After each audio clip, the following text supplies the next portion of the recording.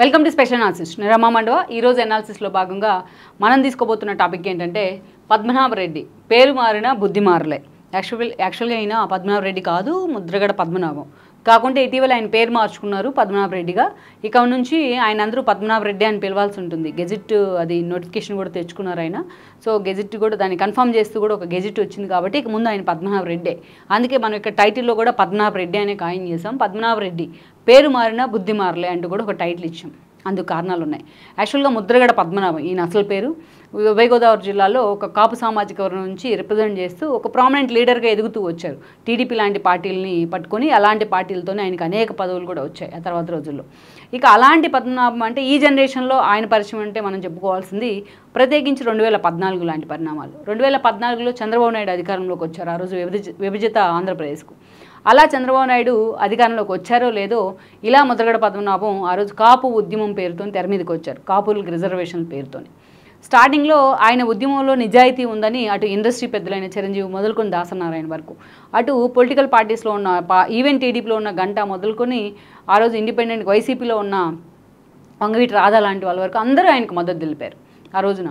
అయితే తర్వాత ఆ ఉద్యమాన్ని ఒక మోనోపలిగా ఆయన మార్చిన తీరు, వైఎస్ఆర్సీపీ నేతలకే ప్రయారిటీ ఇచ్చేలాగా వాళ్ళ కోసమే ఉద్యమం చేసిన ఆయన ఇచ్చిన బిల్డప్తో మిగతా నేతలంతా కూడా పద్మనాభానికి దూరం అయ్యారు.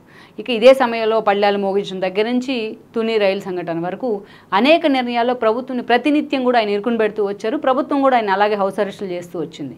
ఇక ఒక మాటలో చెప్పాలి అంటే చంద్రబాబు నాయుడు నిజంగానే కాపు సామాజిక ఉద్యమాన్ని గౌరవించి ఆయన కాపు కార్పొరేషన్ కూడా ఒకటి ఏర్పాటు చేశారు. కాపులకి విదేశీ విద్య పేరుతో చాలామంది స్టూడెంట్స్ని స్పెషల్గా వాళ్ళకి ఎకనామిక్గా హెల్ప్ చేస్తూ కూడా ఆయన విదేశాలకు కూడా పంపించారు ఆయన ప్రభుత్వంలో. అంతేకాదు కాపు రిజర్వేషన్ల అంశం మీద ఏ ముఖ్యమంత్రి చేయని సాహసం చేశారు ఆయన. అసెంబ్లీ వేదికగా దాని తీర్మానాన్ని కూడా ఆమోదించి తీర్మానం చేసి మరీ దాన్ని సెంట్రల్ గవర్నమెంట్కి పంపించారు. అయితే సుప్రీంకోర్టులో గతంలో రిజర్వేషన్ల మీద ఉన్న తీర్పు దృష్ట్యా సుప్రీంకోర్టు దాన్ని డినై చేసే అవకాశం ఉందని సెంట్రల్ గవర్నమెంట్ దాన్ని అమెండ్మెంట్ చేయాలంటూ మళ్ళీ వెనక్కి పంపించిన పరిస్థితి అయితే ఉంది. ఇన్ని చేసిన చంద్రబాబు నాయుడు ప్రభుత్వం ఎక్కడా ముద్రగడ దాన్ని వెల్కమ్ చేస్తూ మాట్లాడలేదు. అదే స్థాయిలో జగన్మోహన్ రెడ్డి తన వెనుకుండి నడిపిస్తున్నట్టుగానే ఆయన 5 ఏళ్ల పాటు బిహేవ్ చేశారన్నది కూడా వాస్తవం.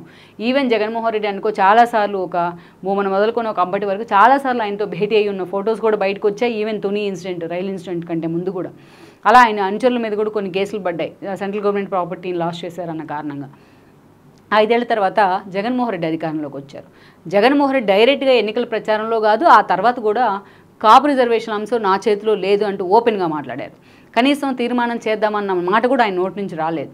అలాంటి జగన్మోహన్ రెడ్డికి డే 1 నుంచి కూడా ఆయన సపోర్ట్ చేశారు. కాపు కార్పొరేషన్ తొంగులో దొక్కారు జగన్మోహన్ రెడ్డి. విదేశీ విద్య విషయాన్ని ఎక్కడో అటకెక్కిచ్చేశారు. ఇలాంటివి చేస్తూ వచ్చిన ఎంతోమంది కాపు నేతలను టార్గెట్ చేసి ఆయన ఒక వెండెట్టా పాలిటిక్స్ తెర మీదకి తీసుకొచ్చిన ముద్రగడ ఎప్పుడూ కూడా జగన్మోహన్ రెడ్డిని విమర్శిస్తూ కానీ ఆయన్ని టార్గెట్ చేస్తూ కానీ ఒక్క మాట మాట్లాడలేదు.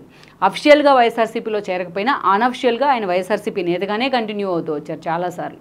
ఇక ఒక దశలో ఆయన పాదయాత్రకు మద్దతు ఇచ్చారు. జగన్ పాదయాత్రకి 2019కి ముందు జగన్మోహన్ రెడ్డి సీఎం అయిన తర్వాత ఆ పార్టీతో చాలా క్లోజ్ అసోసియేట్గానే ఉంటూ వచ్చారు. అఫిషియల్గా పార్టీలో చేరకపోయినా ఆయన కోరుకున్నది జగన్మోహన్ రెడ్డి ఇచ్చే విధంగా ఆ అసోసియేట్ అయితే ఉంటూ వచ్చింది. మిథున్ రెడ్డి, పెద్దిరెడ్డి లాంటి వాళ్ళు ఆయన కోఆర్డినేట్ చేస్తూ వచ్చారు చాలా సందర్భాల్లో.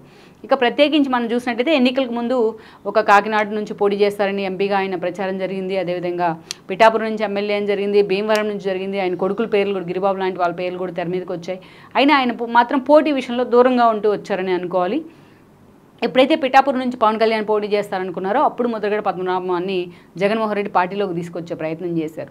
ఎలాగైనా సరే పిఠాపురం నుంచి పోటీ చేయాలని కన్విన్స్ చేసినా బట్ ఆ స్థాయిలో అంత ఫైట్కి అయితే ముద్రగడ ముందుకు రాలేదనుకోవాలి. అప్పుడున్న సిచ్యువేషన్లో ఆయన పోటీ చేయకుండా కేవలం ప్రచారానికి మాత్రమే పరిమితం అవుతానంటూ కూడా కేవలం పవన్ కళ్యాణ్ని టార్గెట్ చేయడానికి మాత్రమే ముద్రగడ పరిమితమయ్యారు. పవన్ కళ్యాణ్ని ఇష్యూస్ పరంగానో పిఠాపురంలో ఉన్న లోకల్ ఇష్యూల మీద అవగాహన పరంగానో టార్గెట్ చేస్తే అది జనసేన సైనికులు కూడా అదే స్థాయిలో స్వీకరించేవాడు. కానీ ఇక్కడ పద్మనాభం మాత్రం చాలా ఎక్స్ట్రీమ్ లెవెల్కి వెళ్ళిపోయారు. తన స్థాయిని మించి, తన తాహతని మించి, తన ఏజ్ని కూడా మర్చిపోయి పవన్ కళ్యాణ్ వ్యక్తిగతంగా ఆయన టార్గెట్ చేశారు. చాలా సెటైరిక్గా, సర్కాస్టిక్గా పవన్ కళ్యాణ్ టార్గెట్ చేశారు. పవన్ కళ్యాణ్ పిఠాపురంలో గెలిస్తే తాను తన పేరు మార్చుకుంటానంటూ కూడా ఆయన సవాల్ చేయడం జరిగింది. బట్ ఎప్పుడైతే ఎన్నికలు ముగిసాయో అప్పటి నుంచే జనసేన సైనికులు సోషల్ మీడియాలో పద్మనాభం పేరును ట్రెండ్ చేశారు, పద్మనాభ రెడ్డి అని. అది కూడా రెడ్డిగా మార్చుకుంటానన్నారు ఆయన. బట్ ఆ ట్రోల్ చేసిన విధంగానే ఆ తర్వాత రోజుల్లో పవన్ కళ్యాణ్ అత్యంత భారీ మెజారిటీతో వర్మ లాంటి వాళ్ళ ఇంటికి వెళ్ళారు. ఈవెన్ ముద్రగడ కూడా సూపర్గా వ్యవహరించి ఉంటే హరిరామ జోగి విషయంలో ఎలా అయితే పవన్ కళ్యాణ్ అందే సన్నిహితంగా మూవ్ అయ్యారో ముద్రగడను కూడా ఆ స్థాయిలో ఓన్ చేసుకునేవాళ్ళు ఆయన, ఇన్హిబిషన్స్ అన్ని పక్కన పెట్టి. బట్ ముద్రగడ డే 1 నుంచి జగన్ మౌత్ పీస్గా వ్యవహరించిన తీరు పవన్ కళ్యాణ్కి కానీ ఆయన అభిమానులు కానీ డైజెస్ట్ కాలేదు.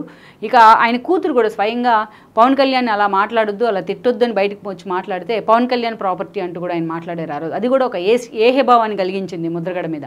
ఆయన సొంత సామాజిక వర్గ నేతలే ఆయన ఈరోజు ఈజీగా తీసుకోలేని పరిస్థితి ఉంది. దాని ఎలక్షన్స్ అయిపోయినాయి, పవన్ కళ్యాణ్ భారీ మెజారిటీతో గెలుచున్నారు. ఈరోజు ఆయన ఉప ముఖ్యమంత్రిగా ప్రమాణ స్వీకారం చేశారు. 21 out of 21 seats strike rate సాధించి కింగ్ మేకర్గా నిలబడ్డారు. అందుకే ముద్రగడని ఈరోజు టాప్ టు బాటమ్ జనసేన సైనికులు కానీ కూటమిలో ఉన్న చాలామంది క్యాడర్ కానీ కూటమి తరపున రిప్రజెంట్ చేస్తున్న వాళ్ళు ట్రోల్ చేస్తున్నారు. ఆ ట్రోలింగ్ భరించలేక, ఆ హెరాస్మెంట్ భరించలేక ఈరోజు ఏకంగా తన పేరును మార్చుకుంటున్నానంటూ కూడా ఆయన గెజెట్ కూడా ఇప్పించుకున్నారు. పద్మనాభ రెడ్డిగా పేరు మార్చుకున్నారు. ఇక నుంచి నా పేరు పద్మనాభ రెడ్డి అంటూ కూడా ఆ గెజెట్ ముందుకొని మీడియా ముందుకు వచ్చారు.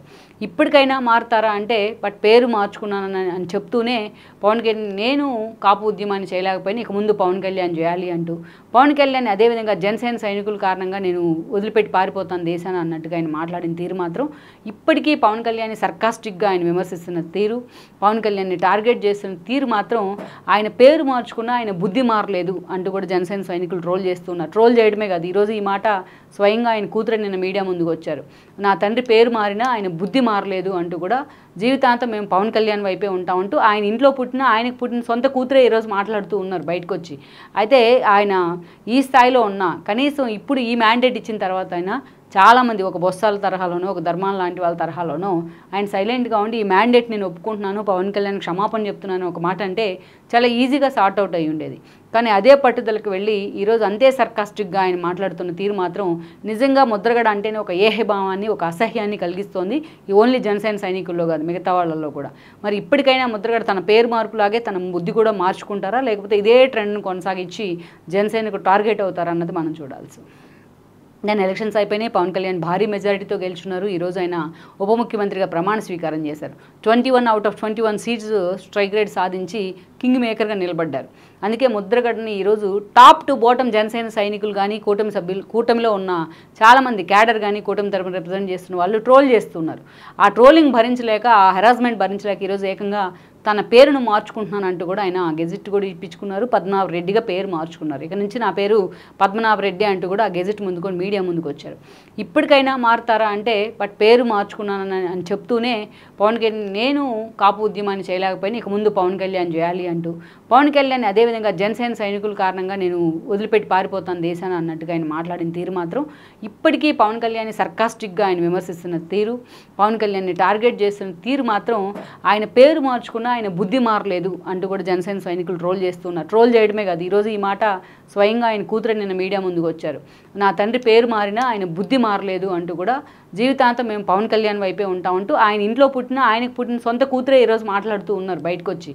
అయితే ఆయన ఈ స్థాయిలో ఉన్నా కనీసం ఇప్పుడు ఈ మ్యాండేట్ ఇచ్చిన తర్వాత అయినా చాలామంది ఒక బొత్సాల తరహాలోనో ఒక ధర్మాల లాంటి వాళ్ళ తరహాలోనో ఆయన సైలెంట్గా ఉండి ఈ మ్యాండేట్ నేను ఒప్పుకుంటున్నాను, పవన్ కళ్యాణ్ క్షమాపణ చెప్తున్నాను ఒక మాట అంటే చాలా ఈజీగా సార్ట్ అవుట్ అయ్యి ఉండేది. కానీ అదే పట్టుదలకు వెళ్ళి ఈరోజు అంతే సర్కాస్టిక్గా ఆయన మాట్లాడుతున్న తీరు మాత్రం నిజంగా ముద్రగడ అంటేనే ఒక ఏహభావాన్ని, ఒక అసహ్యాన్ని కలిగిస్తోంది. ఈ ఓన్లీ జనసేన సైనికుల్లో కాదు, మిగతా వాళ్ళల్లో కూడా. మరి ఇప్పటికైనా ముద్రగడ తన పేరు మార్పులాగే తన బుద్ధి కూడా మార్చుకుంటారా, లేకపోతే ఇదే ట్రెండ్ను కొనసాగించి జనసేనకు టార్గెట్ అవుతారా అన్నది మనం చూడాల్సి. ఈ వీడియో మీకు నచ్చినట్లయితే please share, like and subscribe R24 Telugu.